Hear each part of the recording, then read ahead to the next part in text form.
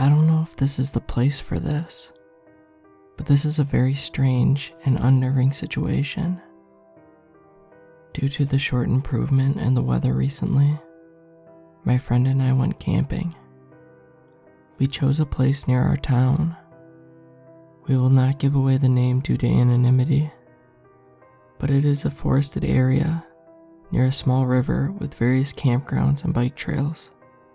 The paths go deep into the wilderness, which is where my friend and I, let's call him T, decided to go camping. We drove a good 15 miles into the national forest and set up camp out there. We usually didn't camp out this far, but we were feeling brave.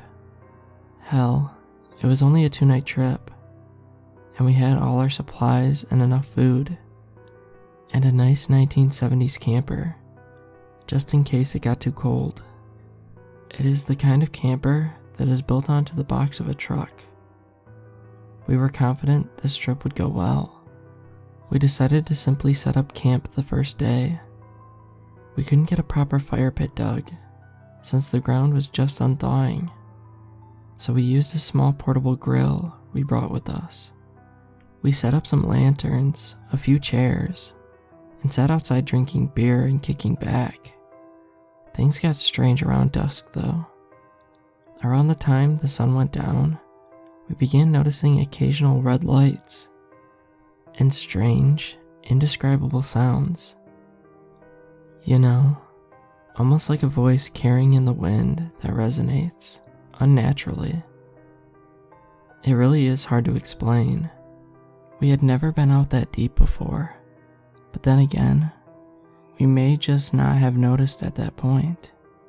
We were both unnerved, but ignored it up until around 10 p.m. Things went from kind of sort of weird to strange and creepy fast. The red lights seemed to pop up and float in the forest around us, only to vanish with seconds. It got more and more intense, when in the distance, I saw a pair of bright orange eyes, 8 to 12 feet off the ground, staring at us. We were terrified. We were too drunk to drive out, so we went into the camper, locked it, and went to sleep. Thankfully, we were drunk. The next day, everything was normal. We discovered something we hadn't the day before. There was a trail leading off into the woods where we saw the eyes last night. Despite all common sense, we were intrigued and decided to follow it. T had a rifle, just in case we ran into anything dangerous. The morning was very foggy and bleak, and the trees still had no leaves, giving the forest a very dead, unnerving feel. The further we went on this path, the foggier it got, until we could only see about 50 feet at most. After roughly 1 mile down this path, we came across a small dilapidated cabin. It was more like a small shed with windows. It was filled with old boxes and had a huge hole in the floor, leading to a creaky basement. There was also a small fire pit nearby, with some buckets and bricks around it. This was a small clearing, surrounded by dense brush and trees. This place made us feel uneasy. I noticed something in the grass nearby and picked it up. It was an old cell phone. It looked destroyed. We checked the SD card and it was fine. We decided to keep it and check it out later. At this point, I noticed the path led further into the woods to my left. We decided against it after finding this cabin. We were getting seriously creeped out, and we were hearing the strange sounds again. We heard movement in the dense foggy forest to our left, and something strange happened. We both kind of blacked out and full on sprinted back down to where we came from. By the time we realized what we were doing, the sun was setting and it was getting dark. Damn, We had no idea what happened, but I used my flashlight to illuminate the trail and we jogged back. It was the strangest thing, almost like a short fugue state, for 7 or so hours. How did we get here? When we got back to camp, we decided to stay in the trailer for the night. We had enough time outside that day. That night, we were having trouble sleeping and decided to smoke some green. As we were smoking, I noticed the red lights out the windows again. I figured I was being paranoid and I ignored it. After we were done, we went to bed. T was asleep quickly, but I just couldn't sleep. I had a strange feeling, like we were being watched. I listened intently, but heard nothing. The feeling was growing, and I was beginning to feel legitimately scared, almost to the point where I didn't want to look at the window. I hid under my covers, and the sense of dread only rose higher. I decided to slowly peer out at the window. It was at this point I realized that the sense of being watched had evolved to a sense of absolute terror. I slowly looked out from under my blanket and throughout the camper and at the window.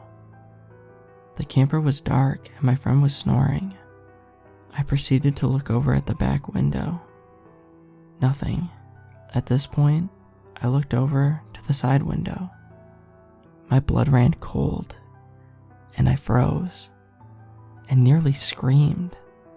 The glowing orange eyes we had seen the night before were peering in, motionless. I looked directly at these eyes in frozen terror for several minutes. The creature began bashing the door with near impossible force, and I finally came to, grabbing my pistol and firing without thinking. A horrible scream rang out, and something, whatever it was, fled. My friend woke up screaming, and I told him everything was alright, but we were leaving. I let him sleep in the camper, and got into the driver's seat and started the truck up.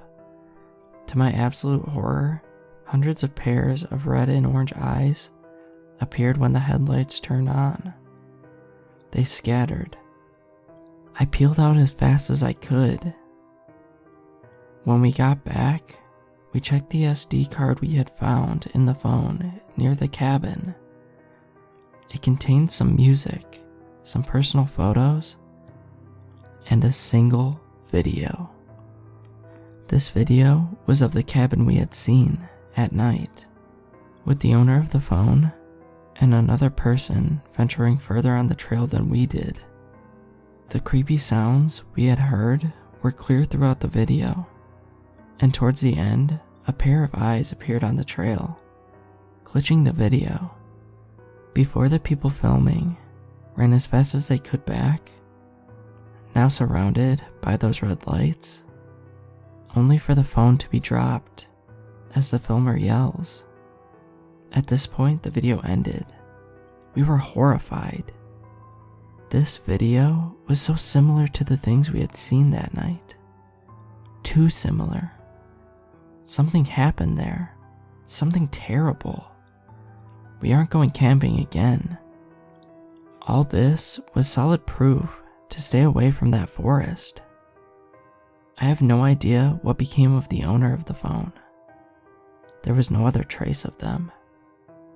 If you want to see what was on the SD card that the author of the story and his friend found, the link will be in the description.